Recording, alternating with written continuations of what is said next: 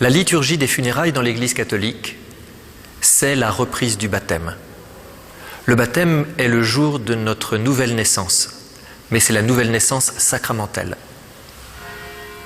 Le décès, c'est la nouvelle naissance, mais de manière définitive. D'ailleurs, pour les saints, quand on parle de leur dies natalis, jour de naissance, on parle du jour de leur mort. Alors la liturgie va reprendre chacun des éléments du baptême, pas exactement dans l'ordre de la célébration du baptême, mais ils seront tous là. Tout d'abord, l'entrée dans l'Église. Le baptême, c'est l'entrée dans l'Église, et c'est pourquoi le célébrant va à la porte de l'Église pour accueillir la famille, pour accueillir celui qui, une dernière fois, ou celle qui, une dernière fois, entre dans l'Église. Et l'Église, bâtiment, est le symbole de l'Église, peuple de Dieu, fait de pierres vivantes. L'entrée dans l'Église a lieu, le cercueil est là, la famille est là, et attend déjà dans l'Église le cierge pascal allumé. Sur ce cierge pascal, certains verront une flamme, mais les chrétiens y voient la lumière de la résurrection, la lumière du Christ qui accueille celui qui vient de décéder. La célébration commencera bien sûr avec un mot d'accueil. Et on rappellera que notre Dieu connaît tout de l'homme jusqu'à sa mort. Et ainsi la croix du Christ exprime que Jésus a tout connu de l'homme jusqu'à mourir. Et le signe de la croix sera fait en rappel de tout cela. Mais la croix est éclairée de la lumière de la résurrection. Et c'est immédiatement, en début de célébration, que de chaque côté du cercueil, la lumière du cierge pascal sera transmise. La lumière de la résurrection touche de manière définitive celui qui nous a quittés. On pourra éventuellement faire le geste des fleurs. On pourra éventuellement poser quelque chose sur le cercueil si les petits-enfants ne peuvent pas se préparer, ne peuvent pas participer à la célébration mais souhaitent être présents. Voilà, ce temps de l'accueil est le temps où l'on marque les deux points fondamentaux de la foi chrétienne, la mort du Christ et sa résurrection.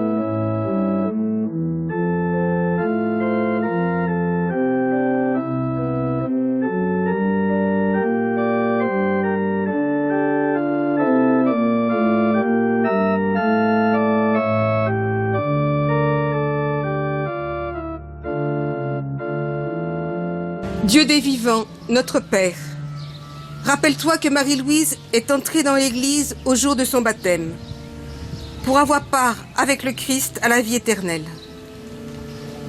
Regarde aussi la peine de ses proches qu'il a confiée à ta miséricorde. Ouvre-lui les portes de ton ciel et viens en aide à chacun de nous. Au nom du Père et du Fils et du Saint-Esprit.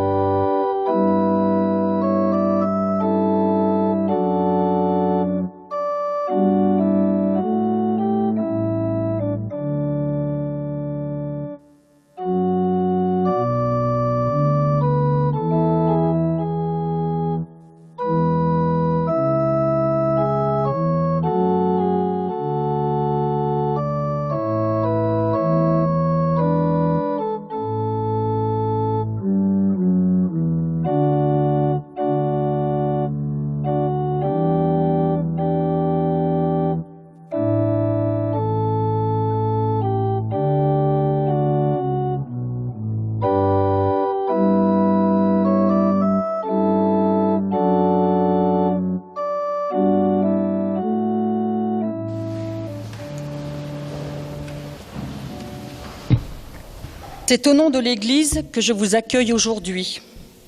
Soyez les bienvenus. Bienvenue dans cette Église où Marie-Louise a vécu des moments importants de sa vie. Le baptême de ses enfants, les funérailles de son mari.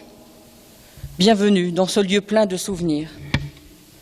Nous sommes réunis pour accompagner Marie-Louise, elle qui aimait tant les voyages, pour le dernier de ses voyages, celui vers la vie éternelle avec Dieu, une vie que nous espérons remplie de paix et de sérénité. Nous demandons à Dieu de l'accueillir et de se souvenir de tout ce qu'il y a eu de vrai, de beau et de grand dans sa vie. En préparant cette cérémonie, ses enfants ont particulièrement évoqué l'amour qui transparaissait dans sa vie d'épouse et de mère. Nous allons évoquer ensemble ce qui a fait sa vie pour la présenter à Dieu. Nous la recommandons à son amour et à son pardon. Au cours de cette cérémonie, nous allons nous recueillir, prier, écouter la parole de Dieu que ses enfants ont choisie pour nous. Cette célébration sera vécue dans la foi de l'Église, une foi que Marie-Louise a vécue, la foi qui affirme que la mort n'est pas la fin, mais l'entrée dans la vie éternelle.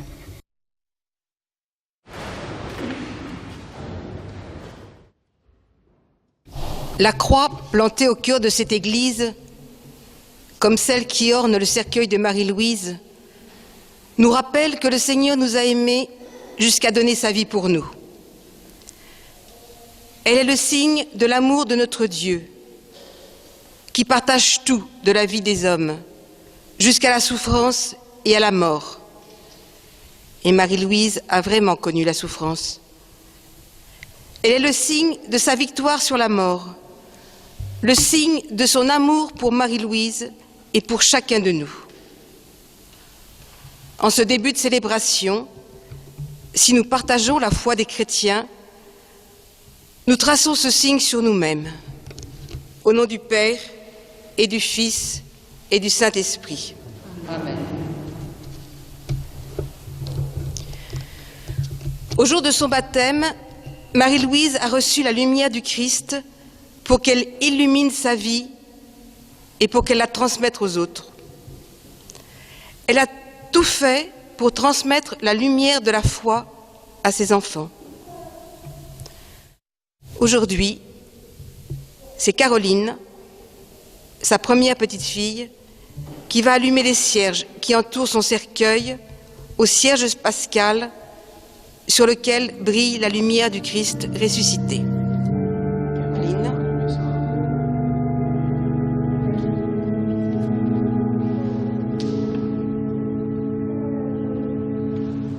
Recevez la lumière du Christ.